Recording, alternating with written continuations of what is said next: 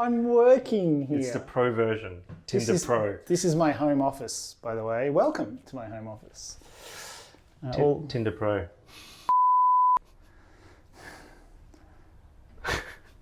It's SketchUp, and that's, what's that called? Spotify. Tinder Pro. I'm working today, except this guy's interrupting me. Working. Yeah, work it, baby. No, I'm not on Tinder anymore. All right? What are we talking? Stop it. I'm meant to be the annoying one. Can you sit a bit further that way? Welcome to Archimarathon. We're stuck inside. Andrew Maynard, Kevin Hui. And so we're going through the back catalogue, the Archimarathon back catalogue. And today we're talking about Spain, which is going to be easy. We're just going to talk about Gaudi the whole time. Is that right? Gaudi? No. No? Nothing's ever that easy with Archimarathon.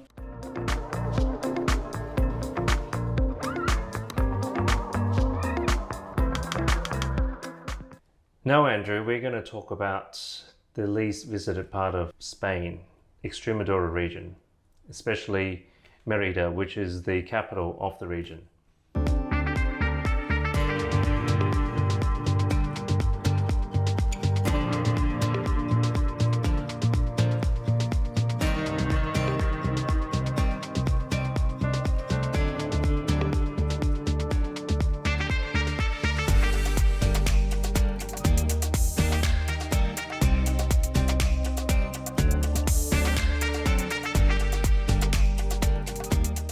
Okay, so you picked Mérida, which is out of the way.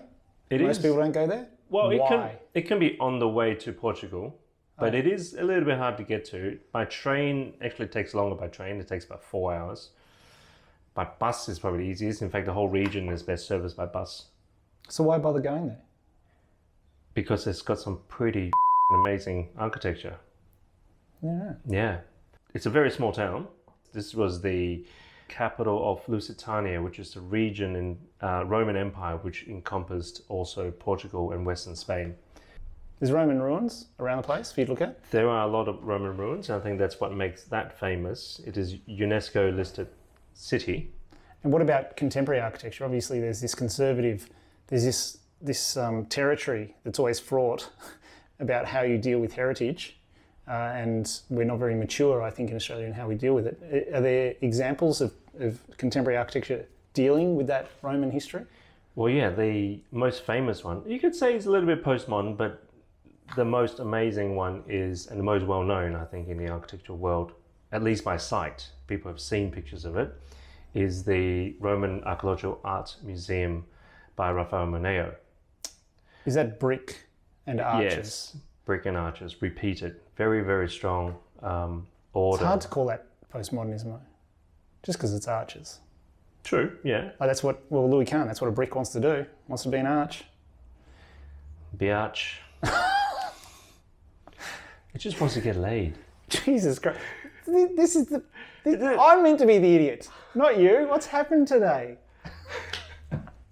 I'll do a handstand later. So there's that. Okay, remember this. Jose Maria Sanchez Garcia. Just pulling out any old name you want. Yeah. No, it is his name, yes.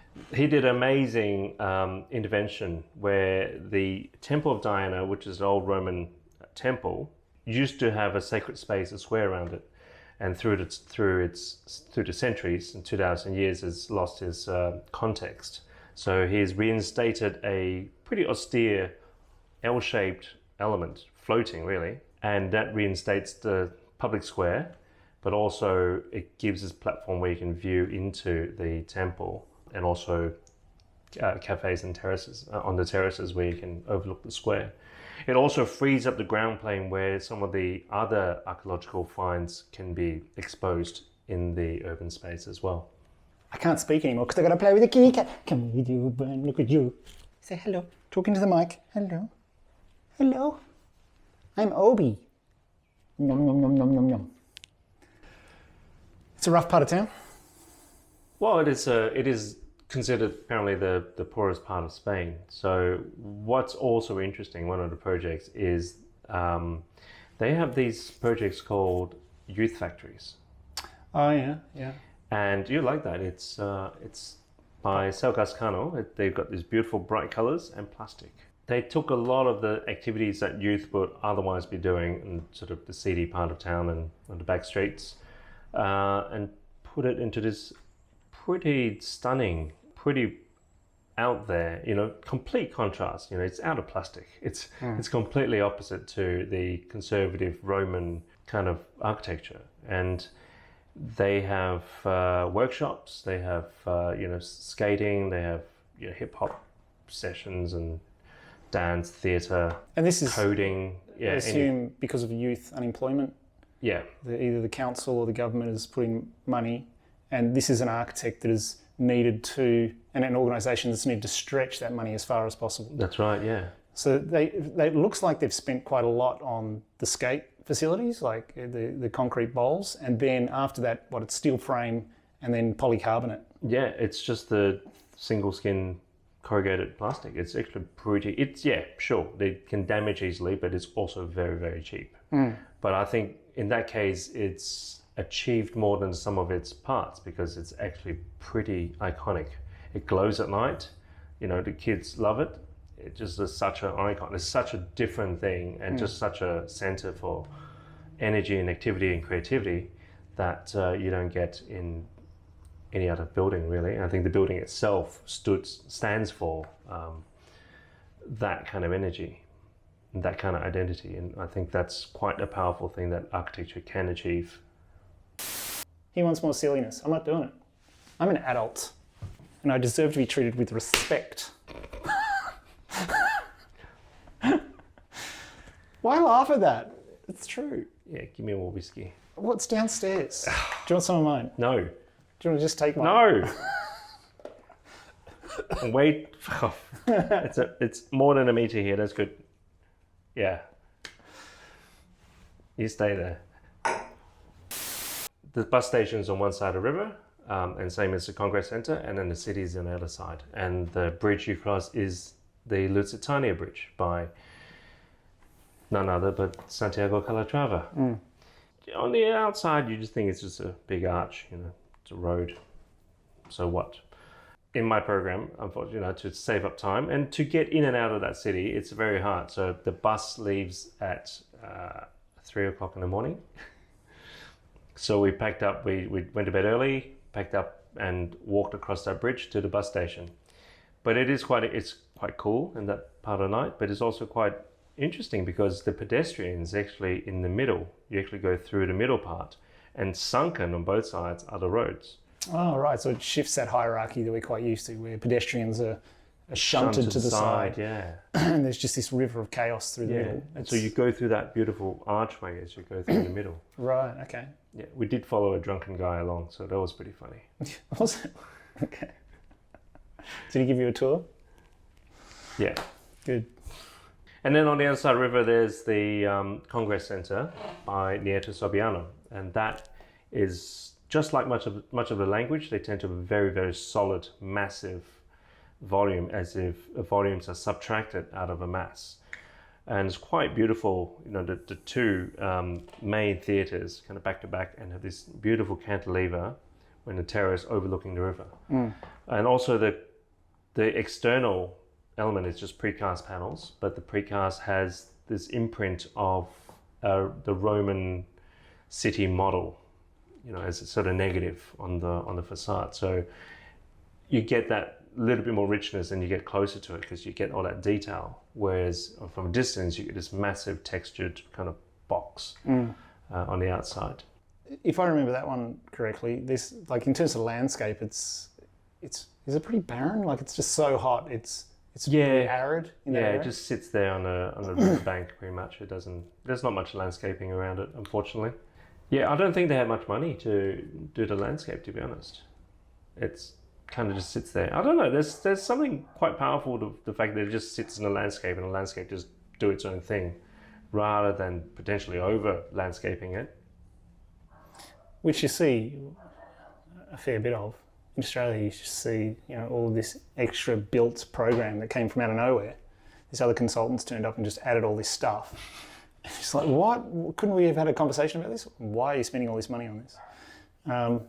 Yeah, it's interesting just sort of adopting the landscape as it is.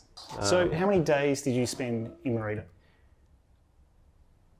That's embarrassing. It's half a day. Half a day, yeah. But, well, I guess this is, again, testament to Archimarathon. So the whole Spain-Portugal trip went for how many days? 15 days. 15 days, okay. So you're travelling a lot, you're seeing a lot of buildings, and you just got to get on to the next one. Well, it was getting a taste of that region. You know, Yeah. it is hard to get around that region by public transport. Like buses is the best way, and they're longer distance buses. You know, there's some real gems up in Badajoz. Again, actually a lot of projects by Sal Gascano, who did the Youth Factory there.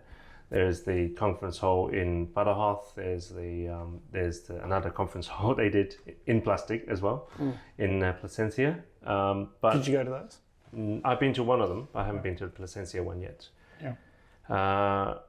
Yeah. But half a day, like, the reality is, time flies when you're travelling, and you get drawn to these sort of magnets, these bigger, more important or more well-known buildings. It's pretty easy to skip things. So I think there's something wonderful about just going, you know what, we're going from here to there, let's just add a few things along the way. And that's where you discover gems.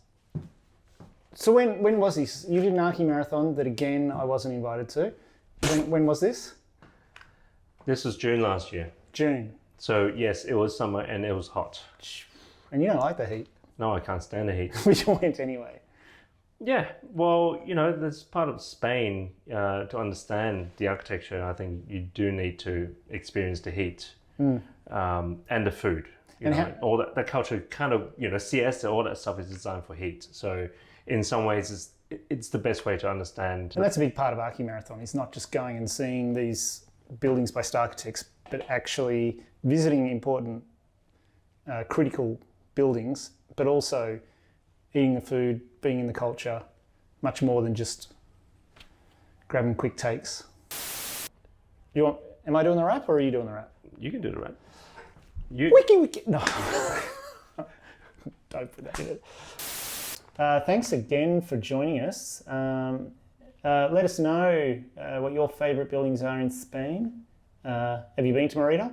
Let us know what you're up to, seeing as we're probably all locked inside right now, annoying each other. Go away.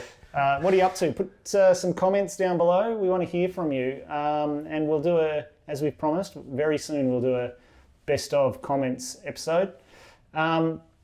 And thanks for the subscriptions. Please let your friends know, ask them to subscribe, and leave a comment and a like, and turn those notifications on. Love you. Adios. Amigos.